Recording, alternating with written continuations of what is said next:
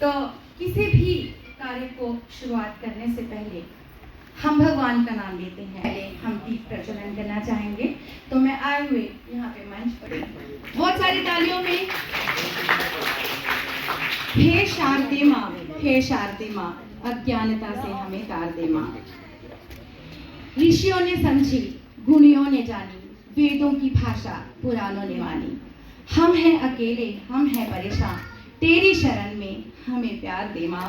हे शारदे माँ, हे शारदे माँ, अज्ञानता से हमें प्यार दे माँ। तो ये होता है सरस्वती माँ का आशीर्वाद, जिसकी वजह से हम में सद्बुद्धि आती है, हम अच्छा कार्य करते हैं और हमें अच्छी दिशा की ओर माँ ले जाती है। तो मैं चाहती हूँ कि आज का ये कार्यक्रम आप सबकी वजह से सफल हो और आप हमेशा हमारे साथ जुड़ें। आपका बहुत बहुत धन्यवाद सर। बहुत मुश्किल होता है एक अच्छे काम को करना और उस दिशा में अच्छी सोच ले जाना। तो ये सब लोग हमारे लिए प्रतिष्ठित लोग जो हैं, प्रेरणा स्रोत हैं कि हम इनकी वजह से इनको फॉलो करके हम आगे बढ़ें और अपनी ज़िंदगी को कामयाब बनाने की कोशिश। उनके हाथों से ये प्लांटर स्वीकार करें।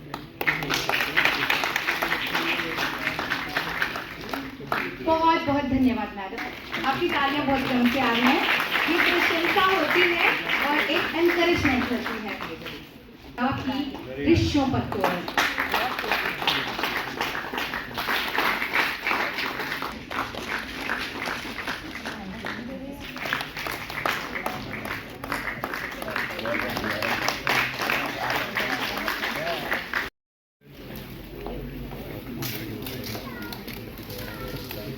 हमारा के मामू जी, रिस्पेक्टेड डॉक्टर अतुल जी, आपसे भी निवेदन करती हूँ, कृपया आप भी हमारे साथ शामिल हो जाएं प्लीज।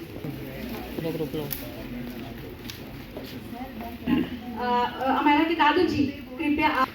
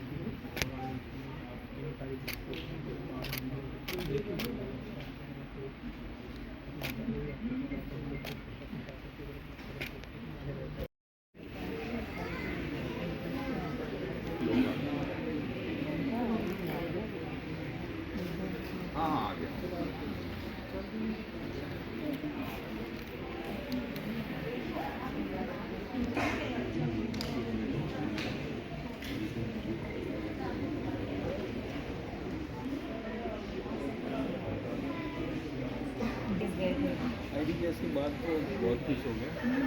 अब मैंने शायद आईडीपीएस वाला ही देखा है, एक और देखा था, कोई याद नहीं आ रहा, कुछ देखा था। तो जबरदस्ती दिखाता है, very nice program on drugs. अच्छा हाँ,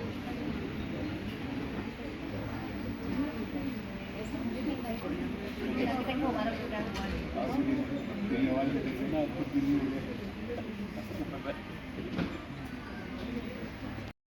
अमायरा गुप्ता और मैं 10वीं कक्षा में पढ़ती हूँ, presentation convent senior secondary school. जो उसको लॉन्च किया जा रहा है, तो क्या कहना चाहिए? हाँ, मेरे लिए बहुत अच्छा मोमेंट है ये।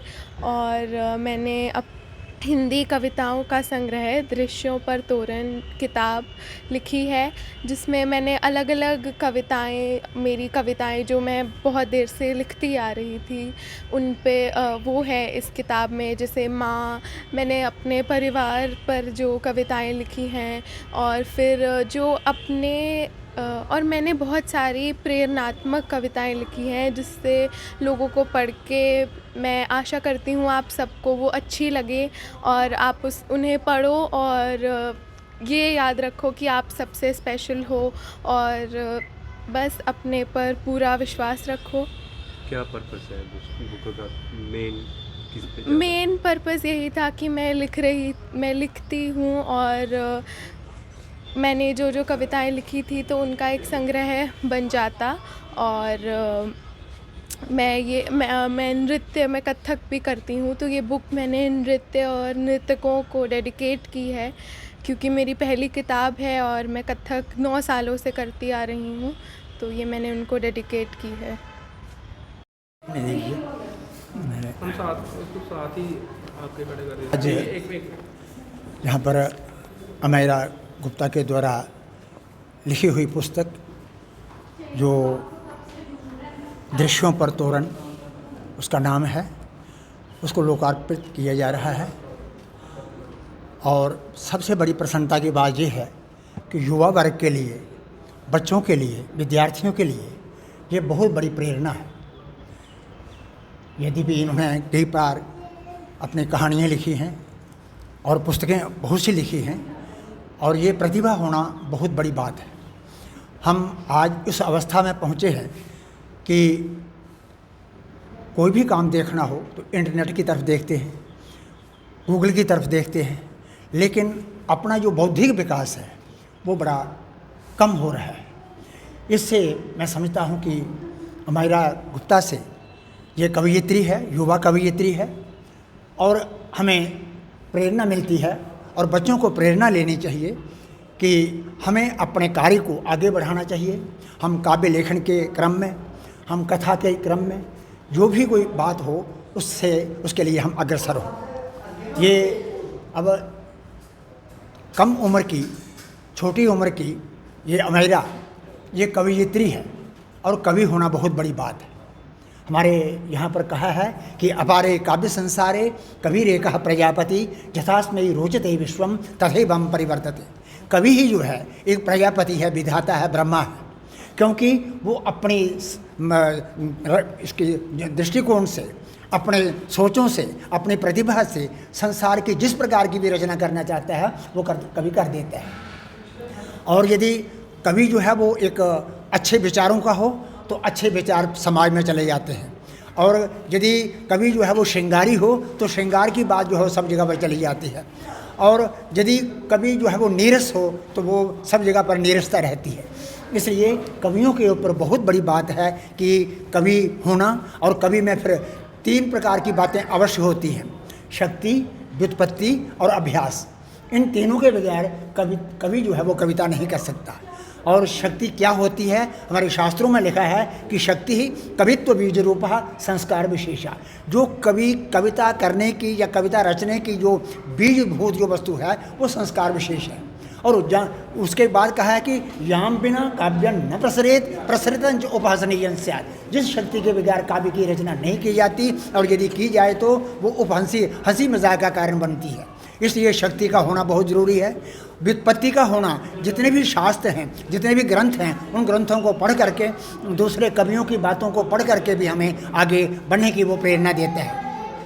आज इस समय मैं इन सभी को, मनु गुप्ता जी को जो अमेरा के पिता हैं, और डॉक्टर मनोहर को, मैं जो उसकी मदर हैं, माता हैं, इनके दादाजी को, सबको मुबारक देता हूं। और ख़ास करके जो युवा वर्ग है उनको मैं मुबारक देता हूं, और उनको भी इससे ये प्रेरणा लें कि कवि होना बहुत बड़ी बात है। क्योंकि हमारे समाज में इस समय जहाँ जहाँ पर भी जो भी आप देखते हैं तो वो कवियों के द्वारा निर्धारित बातें हैं। महाकवि कालिदास हुए, महाकवि माघ हुए, दंडी हुए, भवभूति हुए, तो इन्होंने अपनी कविताओं को रच करके, रचनाओं को रच करके इन्होंने समाज को बहुत अच्छा निर्देश दिया है। मैं ये चाहूँगा, अमेरा जी को भी मैं मुबारक दूँगा, बधाई दूँगा कि आप अपनी रचना में हम हर समय आगे बढ़ते रहें, और ये काव्य लेखन के माध्यम से समाज का मार्गदर्शन करते रहें। इन्हीं शब्दों के साथ मैं अपनी वाणी को विराम देता हूँ। धन्यवाद। जय भारत।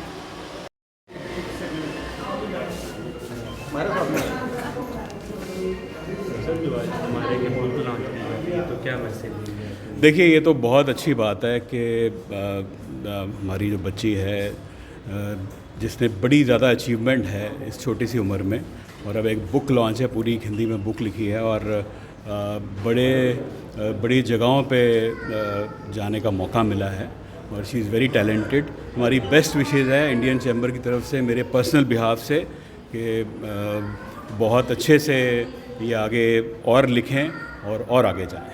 सर एक तरफ 10वीं कक्षा का प्रेशर रहता है, दूसरी तरफ एक बुक लिख देना पूरा। बिल्कुल वो भी रहता है। आप ये देखें कथक में इन्होंने कितना काम किया है, और प्रेशर के साथ पढ़ाई के जो ये चीज़ें करना ये बहुत मुश्किल होता है। तो दिस इज़ रियली कमेंडेबल, और हम इसको बिल्कुल इसकी सराहना करते हैं, और ये और आगे बढ़ें और लिखें और अपने डांस में आगे बढ़ें। देखिए एक्स्ट्रा करिकुलर एक्टिविटीज़ भी अपने आप में एक इम्पॉर्टेंस रखती हैं। तो पढ़ाई अपनी जगह है, पढ़ाई भी करनी है, और एक्स्ट्रा करिकुलर